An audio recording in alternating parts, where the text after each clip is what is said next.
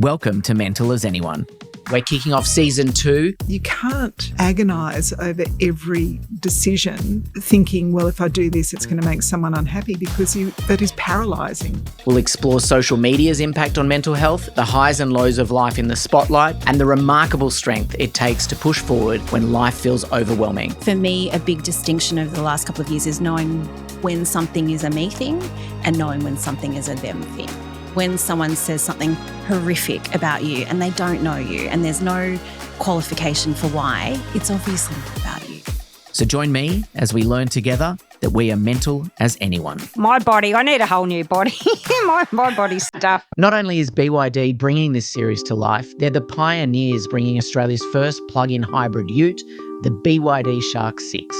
It's where luxury meets high-tech toughness, where adventure meets the road, and where you can experience 0 to 100 k's an hour in 5.7 seconds. Terrain-specific modes such as sand, mud and snow, innovative dual-mode off-road technology, superior ride quality thanks to coil-sprung independent rear suspension, and even more new safety features that you've come to expect from BYD. Test drive today and find out more in our show notes. This episode is brought to you by Vittoria Coffee, a third-generation Australian family business roasting coffee beans locally since 1958. It's why I make myself a fresh cup of Vittoria coffee just before every interview. Their beans are roasted right here in Australia and the flavour is unbeatable. Whether you're brewing at home or serving it up at a cafe, their rich, locally roasted beans always deliver the perfect start to your day. Check out vittoriacoffee.com and bring the taste of Australia's finest to your brew. Find out more in the show notes. Life is full of challenges and our mental fitness is key to navigating them. That's why we're so proud of our sponsor Chemist Warehouse and their unwavering support. They're committed to achieving the ultimate goal of 0 suicides. Since 2017, Chemist Warehouse has been a major supporter. They've donated 5% of sales from selected brands and proceeds from mateship wristbands to fund life-saving workshops and resources.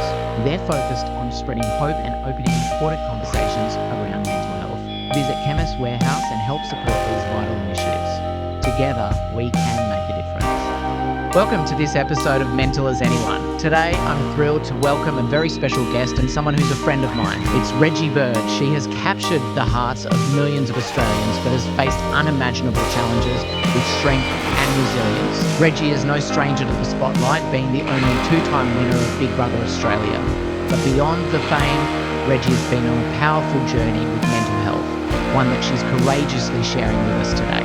In this episode, Reggie opens up about growing up with a mother suffering from paranoid schizophrenia, her personal battles with depression, and the reality of living with Usher Syndrome. We'll explore the stigmas surrounding mental illness, the everyday struggles of motherhood, and the remarkable strength it takes to push forward when life feels overwhelming.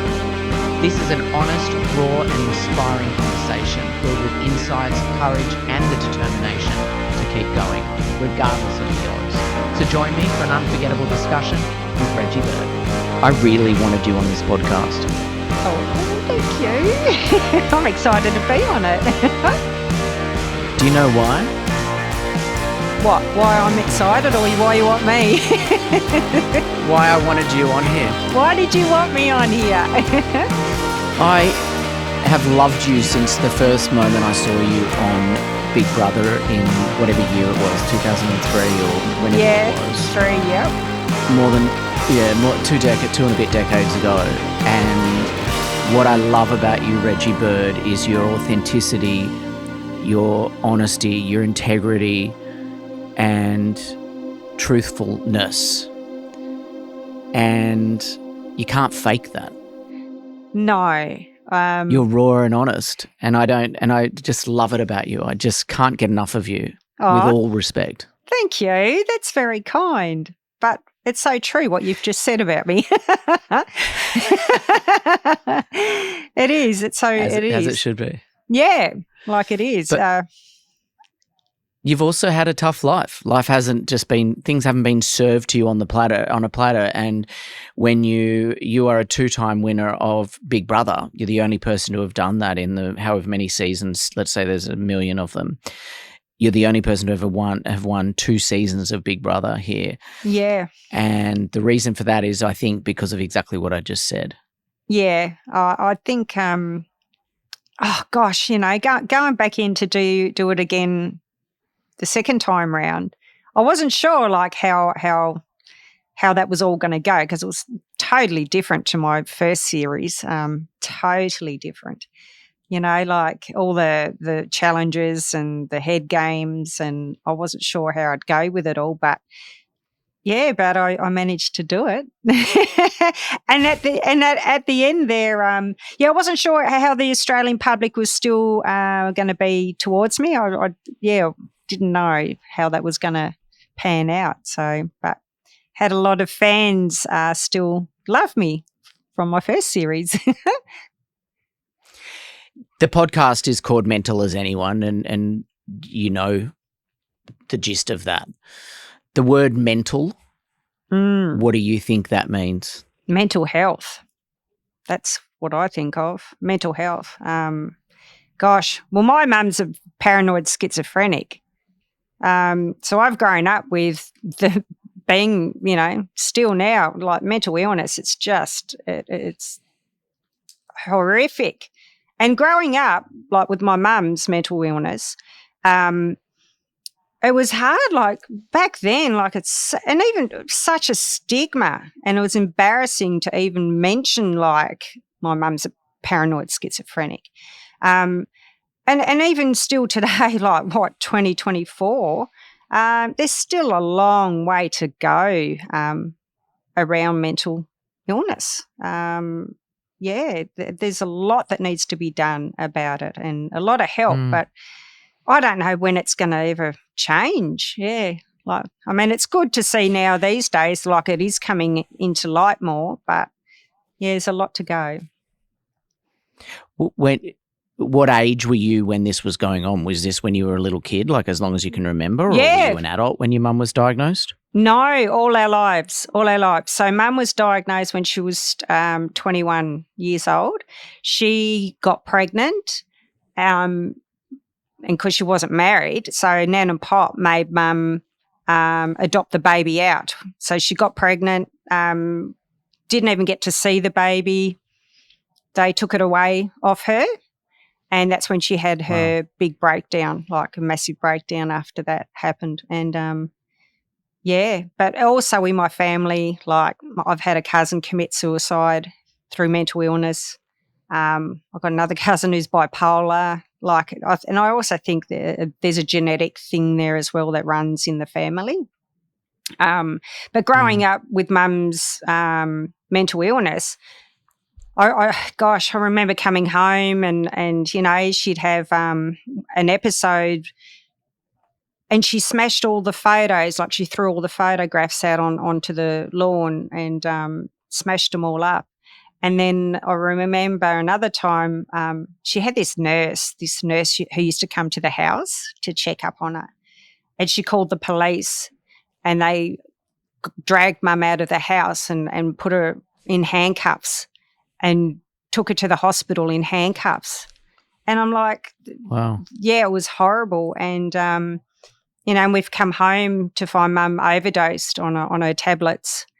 So she overdosed a couple of times, and even back then when she did her first overdose, all they did was, pump her stomach. I remember seeing her with all the charcoal over her mouth, and, they pumped her stomach and sent her back home with a prescription for the same bloody pills that she just overdosed on, and then she did it again. So a lot of memories of that growing up, and I also remember another time. Like the another time was she picked me up and threw me down the hallway, but it was like she was possessed. It was like there was a devil inside of her. It was the weirdest, strangest thing, but that's all the medication that she wasn't working, but.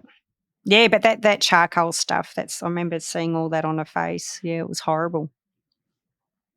When I've tried to take my life, I've had to do that as well. Oh, and did you? Basically, as gross as it is, you're basically vomiting this stuff and you're shitting it at the same time. You're literally just like, it's like barley belly, but 10 times worse. And you also feel the sense of shame and confusion and all of those things because you're just like, I'm hurting the people I love. But that's the point that I got, after I'd gotten past the initial bit of it. I'm sorry you had to experience that, like as a kid. Yeah. So, but then again, oh gosh, it wasn't until I was older that you sort of kind of understood what it was. Like, I guess we knew no different, really, growing up. But were you scared of your mum? You mentioned her being like possessed. Sometimes, yeah. One time when she did that, yeah, it was. But my mum's the most beautiful, kindest, caring person. She wouldn't hurt a fly. Like, she's just so gorgeous and so kind. And it's sad. Like, even now, like, Mum's 76 now, and she still thinks, the birds are talking to her, and we're all trying to kill her. And she'll ring me 20 times a day. She rings my sister's her carer. My dad's down there, but he's in hospital at the moment. He's been in there for a while now because he keeps having these falls and he's broken a piece in his spine. But no, Mum still thinks things are real. Like, if you watch the TV, something on TV, she will think that's about her, and they're all talking about her and they're plotting to kill her. So it's still, yeah, she's got worse as she's got older. So it's just a daily occurrence, and all you got to do is try and reassure her that everything's okay and ignore your thoughts, and that's all. That's all we can do. There's nothing much more we can do anymore, because you're 4 years. You're 4 years older than me, and I remember going through, because my mum had bipolar, which I've spoken about a lot, and she was in and out of hospital, and she'd have to have ECT every couple of years, so the convulsive therapy where they give you the electric shock. Yeah, Mum had that too, yeah. People didn't understand. I couldn't talk to my friends about it. Like, you do not go to school and say, hey, I was just at the psych ward at the hospital in Canberra where I grew up. Did you? There was a sense of shame, embarrassment. You didn't talk about it. Yeah. Obviously, you love your mum. Yeah. How did you feel seeing that and going to that, and at 12 or whatever you are, and you're in a psych ward? Yeah, it was scary. Yeah, like and I remember she used to be in 5A at the Royal Hobart Hospital. That was the mental ward, and Mum had that. That was a ward. Yeah. And she had that shock treatment done where they fry your brain. But that didn't work. But it was embarrassing. Yeah, you wouldn't talk about it at all. Yeah. Oh. Yeah. It's a lot to think about though, right? And yeah. Now I think we've come a long way, but people don't even know what that was like. Like young kids today wouldn't even know what shock therapy is, I don't think, or I don't know, do they? I doubt it. I doubt it. Yeah. Were you scared that you would be ill in that space? Were you scared that it would befall you? Well, after my first even before my big brother going into it, I went through depression, and then after when I had my diagnosis, I had to get I had to stop driving. When they took my driver's license off me, I went into a real bad depression for about 2 years. It was Lucas as well, when Lucas was born, and he was diagnosed with cystic fibrosis. I'm just like, oh, this is shit. Like, life was just shit, and I just really did not want to be here anymore. I just did not want to be here at all. Just like, get me off this planet. And I remember I posted something on Facebook, and one of my friends down in Tassie called the ambulance to come to the house, and they rocked up to come and take me away. But I didn't go. So, and then I somehow pulled myself out of it.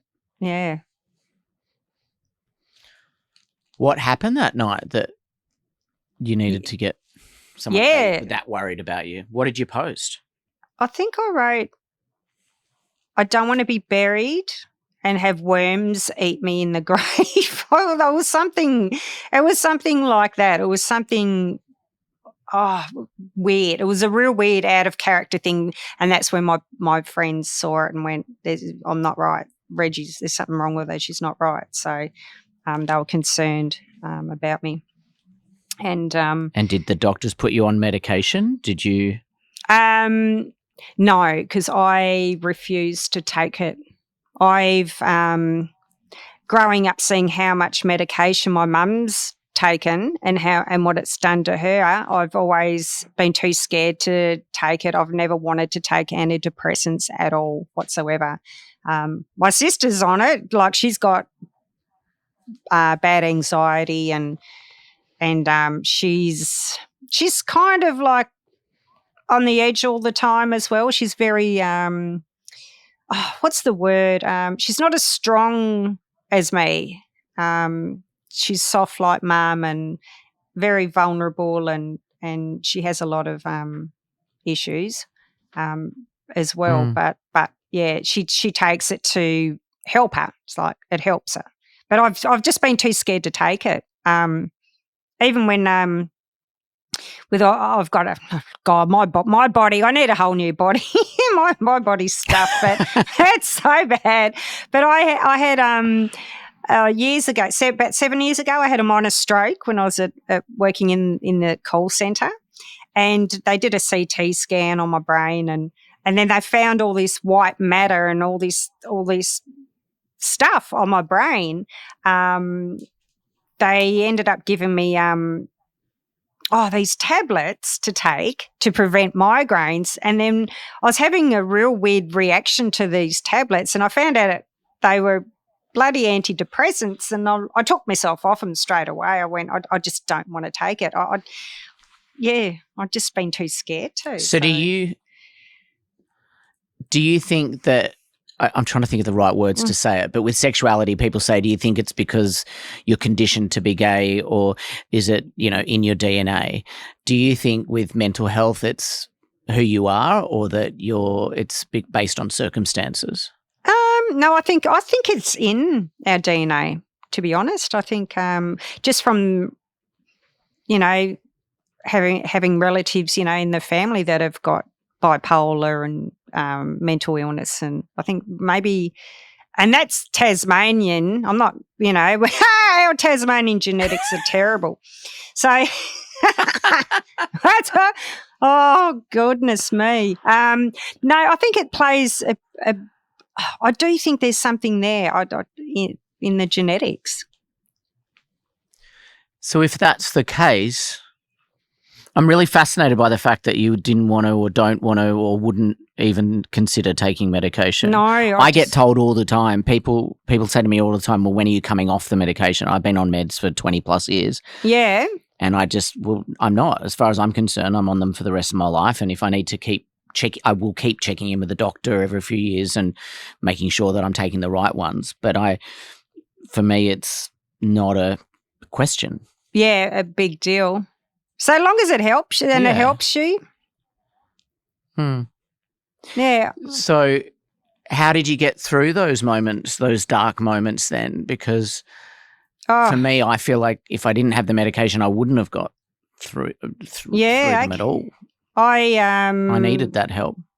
I just got to keep telling myself, you got to be strong. You just have to be strong and you have to get through this. And I also found by, I guess a bonus of not bloody being able to drive anymore, I had to walk everywhere. So I think that helped. I had to walk everywhere. I can't drive, and I think that exercise also helped. So, brings out those endorphins, the good endorphins in your body when you exercise. But I need to bloody get back doing it. Yeah.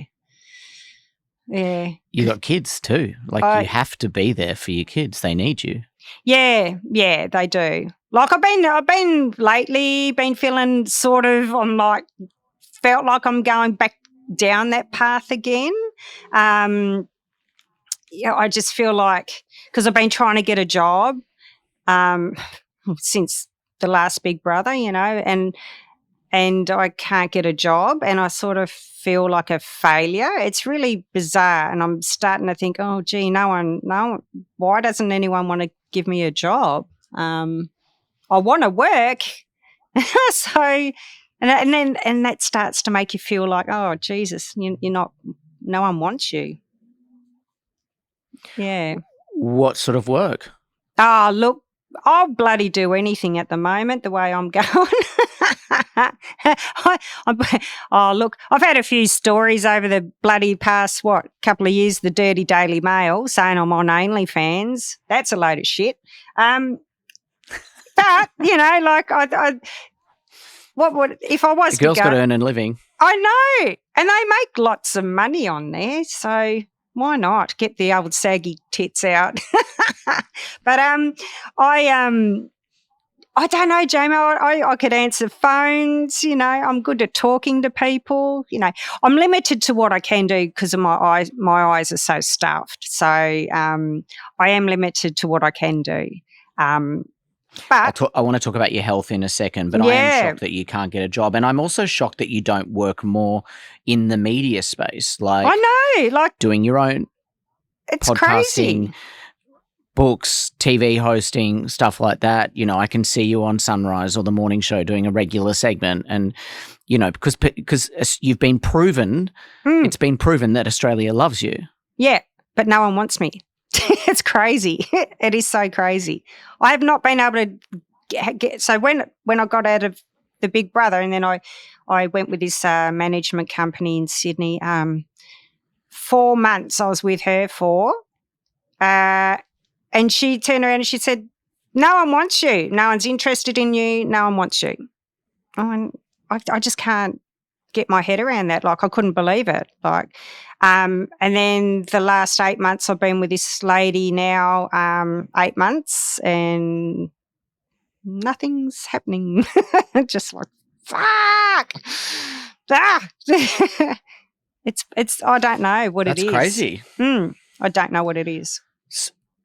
So have you used up all the money? The first time of Big Brother, you used your money for that's been well covered, and you talked about how you use that to survive and pay off various debts and all of that sort of stuff. Yeah, paid the off second the time around, house. is that all gone?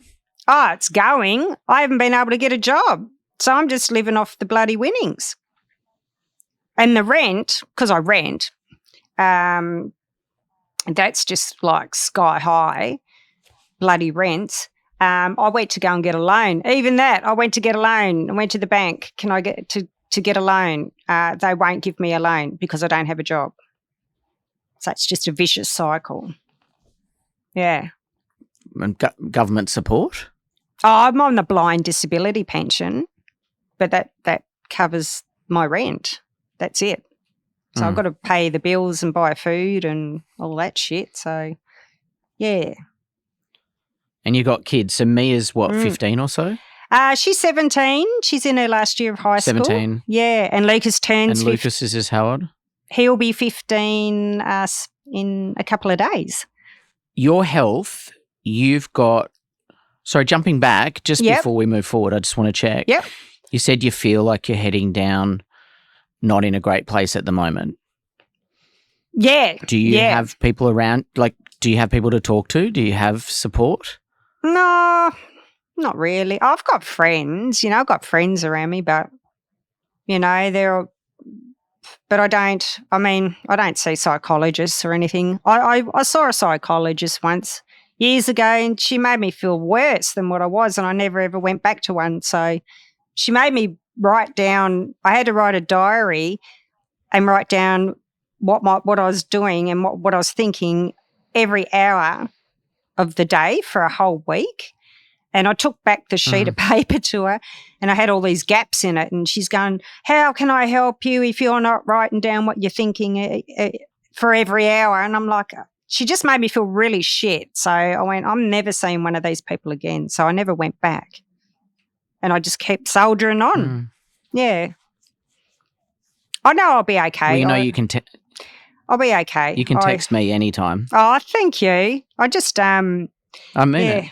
I just feel like I'm in a place of hopeless. I just feel hopeless. Yeah, it's stuck. I feel like I'm going nowhere. All right. Well, I've got some ideas offline outside of this podcast because I want to get you working. You mentioned your health and your eyesight. So you have a thing called Usher Syndrome? So I was diagnosed, so I've got retinitis pigmentosa, and I was diagnosed at 29 after my first big brother.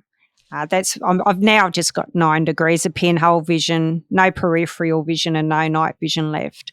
And then I got diagnosed with Usher's syndrome. They found the genetic link, which where you go deaf and blind.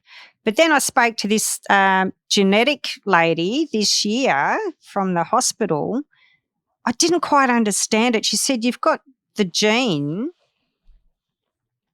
but she said, I don't think you're going to be going deaf. So they've sent me a big letter about it, explaining it all. It's all in jargon. It's all weird. But long as the kids definitely won't have it, which is what they said. Yeah, it'll skip the kids, which would be bloody good. I don't know, but yeah. Oh, I can hear. I must be the laptop going off. Sorry. I hope that's not annoying you, is it? The No, noise? no. So with that, I mean, it's hard. The eyesight stuff is enough. So what can you see? If I hold up my hand in front of you, is it just a blur or is it?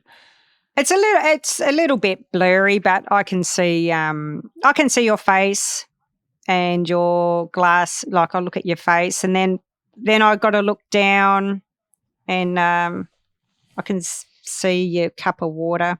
So I've got to focus in an area. Like if I go to the movies, it's a bloody pain in the ass. I've got to scan the screen. It's just like it's go left to right, up, down, round. Yeah, so going to the movies is hard because I don't see it all. I only just see what's in front of me it's like looking through a straw. That's how I explain it to people. Put a straw up to your eye and look through a straw. That's how much I can see. Right. Yeah. It's not life-threatening though. It's really shit and really annoying, real shit. But it's not going to kill you. Won't kill me, but I'm going to lose the whole lot. So when that day comes, I don't know what I'm going to do. I'm just like, I've got to try and put things into place. So when that time comes, I need to now. I've had Vision Australia come out and help me with some things, but that day is coming where it's all going to be gone. Yeah, which is going to suck. And do you feel it getting worse? Have they given you any indication when that might be? Yeah, it's bad. Like I can feel it. I'm doing clinical trials at the moment for it. But I don't know if I'm on the real drug or it's a placebo, and they don't tell you anything. But I've got a feeling I may be on the real drug. Because I feel weird in the head. But it's going to come. That day is going to come, and it scares me. Yeah, it's really starting to scare me because I feel like my eyes are really getting worse. And I still cop shit saying how I'm faking it on social media. Yeah, so I see this. I'm just sitting in the moment that you said it scares you because I just don't wish that for you. I can imagine like closing my eyes and never being able to see, and I imagine the one thing you want to see is your kids. Kids, yeah. So it's scaring me because it is getting worse. So that's why I just get out and about, make the most of life while I can. And at the you moment, seem like a glass half full sort of person, even though you having difficulties. You're always like, yep, well, I'm going to keep going. Yeah, I just got to keep going. Got to get on with it. Got to keep moving. Got to keep going. There's worse people off than me. I always say to myself, there's someone worse off than me. So that's what I. And as you said, people keep hassling you, saying that you are making up the blind stuff just to get attention or something. Is that what the overall thing is? She's faking it. she's faking it. I thought she couldn't see. Like, where's a cane? Like, I was posted a post the other week. I was dancing down the bowls club, having a dance. And then they're on there commenting, oh, I thought she couldn't see. Where's a cane? It's like, it just frustrates me. And you know what else frustrates me is, like, when the Paralympics come on, are they going to bag out all the blind people on the Paralympics? No, they're out there having a bloody go. Like, good on them. Why can't people feel the same way about me? I'm out there having a go and trying to do my best under the circumstances that I live with. And I've been doing my little cooking videos, which I've been having fun with. And people again, oh, how can she chop up a carrot? I thought she was blind. We can do stuff. We doesn't mean we can't not do stuff.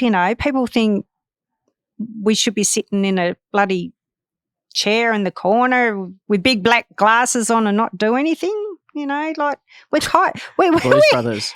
Yeah, like we're quite capable of doing things. There's a lot of education that needs to be around blindness, needs to be more of it out there. Like, I wish I could go to schools and educate kids, go and do a talk at schools and teach them about blindness, There's just such a stigma around what blind people should look like and what they should be doing. It's crazy. Yeah, it's crazy. Your son's sick too? Yeah, Lukey, yeah. Yeah, cystic fibrosis, which is a lung disease. I don't know why they just call it a lung disease, because it affects all the organs in his body, like his liver, his kidneys, his pancreas doesn't work. They become infertile. It affects so much, all the digestive system. Yeah, but he's going okay. He's been on this drug called Trikafta for the last 2 years, which has really, really helped him a lot. But he was in hospital this year. Back in March, he had to have an admission where they do, we call it a tune-up, where they put a PICC line into his arm and it goes up down into the top of the heart, and they pump really strong antibiotics into them. And he hadn't had one for 4 years. So touch bloody wood. Right. Oh, there's no wood in here. Touch your head, that's what I do. Oh, dear. He went to hospital, and as he's got older, he realised how shit it was, because when he's younger, he sort of forgets about what happens in there. So this really, really knocked him. He'd been playing basketball for the last 2 or 3 years, and that helped him keep out of hospital. But now he's gone off the basketball. He was obsessed with fishing, but now he's not fishing. So I did a bit of, before we jumped on the call. I did a bit of reading, and it used to be a very dire prognosis. It was you wouldn't live a long life. It was not great.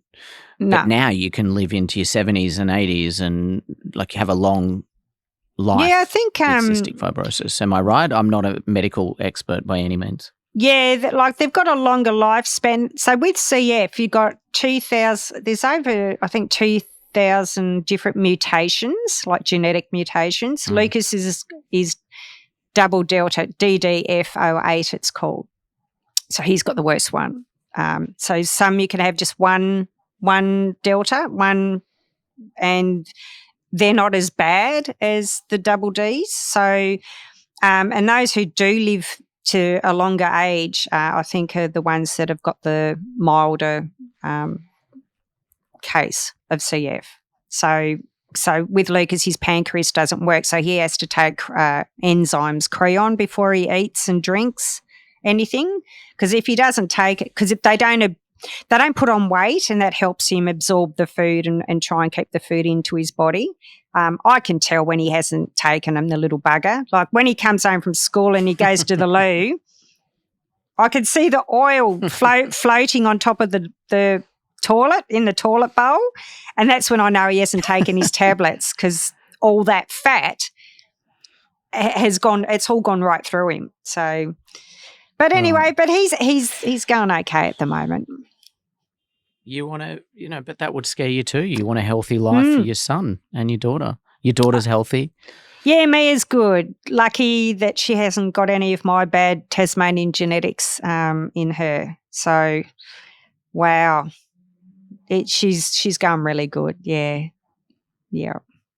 Oh, You're close with your kids, right? yeah. You're very close with your kids. Yeah.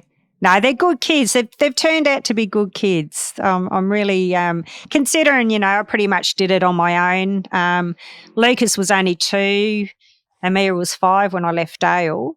But we do share care with their dad, and but they've turned out good. They're not out, causing chaos in the streets. They're happy.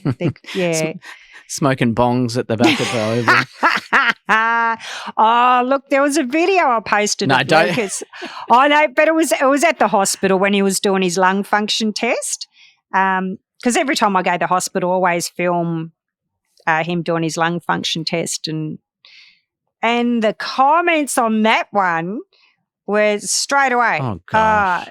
Give up the that's what you get for vaping, and I'm like, what the hell is wrong with these people? But yeah, it was all vaping. Oh, that's what you get because you're on the smoking bongs and you're vaping, and I'm just like, no, it's not from that. Yeah, people on social media need to calm down. Yes, they do. They do.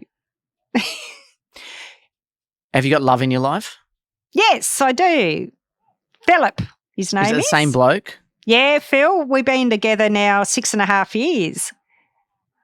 He's a FIFO worker. So he flies in and out over at the moment. I just went to visit him in Kalgoorlie. Can't say it. Kalgoorlie. Yeah, Kalgoorlie. Yeah, he flies in and out, and it works. Like, we make it work. A lot of FIFO workers, their families break up and it doesn't work. It doesn't last because, the partners want their husbands or boyfriends home, but no, he goes normally for 4 weeks and then he flies back for a week, but he's been gone. The last job he was gone for 3 months. This one he'll be gone for 6.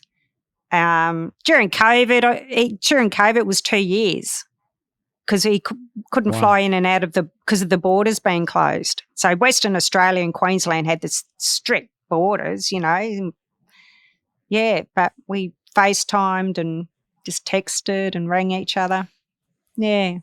So you seem really happy in that relationship. Yeah, well, I don't need someone around me all the time, and he's the same. So, and we trust each other, like 100% trust each other. I mean, he's probably got a sore wrist from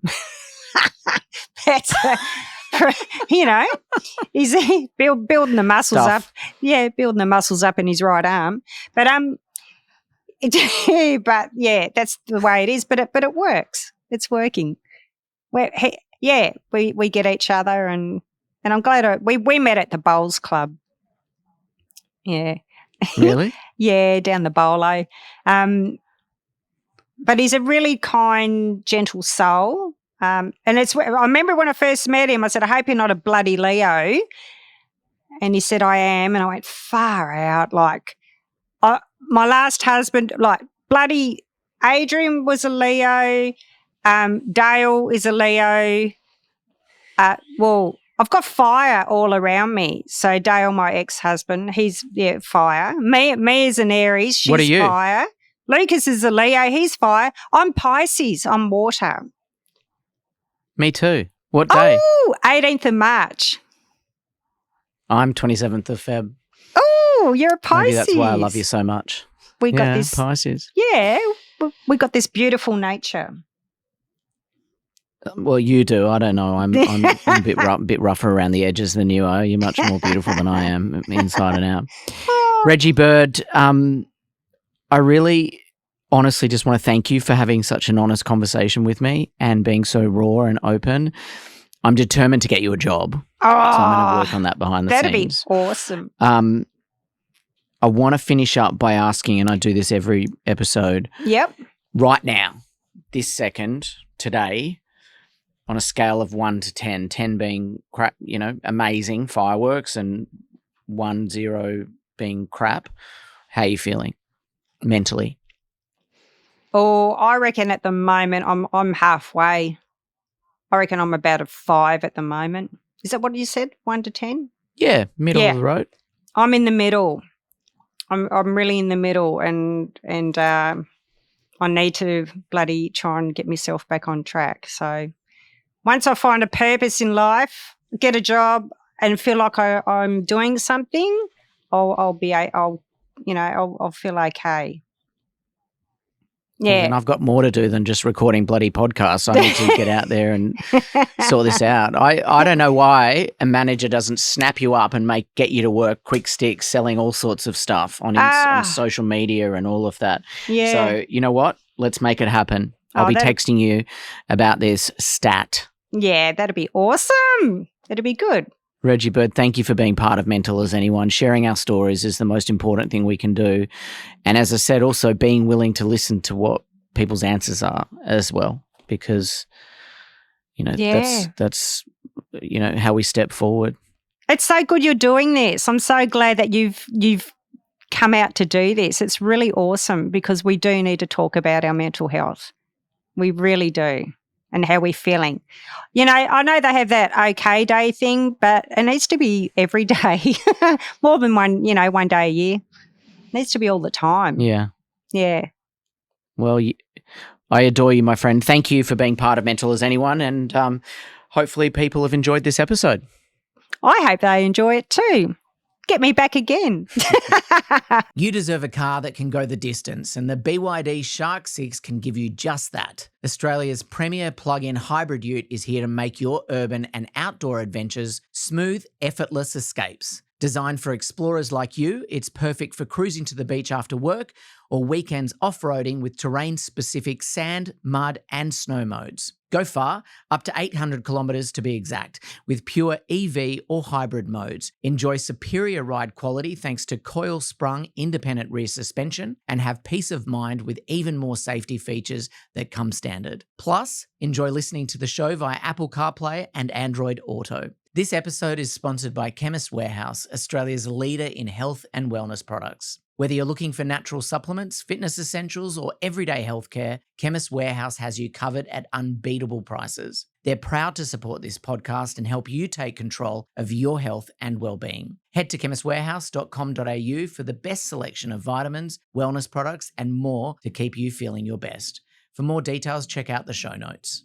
Coffee powers my brain, which is why I'm excited Vittoria now powers this show. Vittoria Coffee has been roasting their beans locally since 1958, and as a third-generation Australian family business, they know how to get it just right. Whether sipping it during your morning routine or serving it to customers, their beans are roasted for maximum freshness right here in Australia. Visit vittoriacoffee.com to discover their range and why I trust them to kickstart my day. Find out more in the show notes. Thanks for joining me on this episode of Mental as Anyone. There's been some heavy insights in there, but also some useful tools for all of us to move forward. If you want to be the first to hear new episodes, be sure to hit follow. And if you find yourself in need of support, links to Lifeline, Beyond Blue, and the Black Dog Institute are in the show notes below. See you later.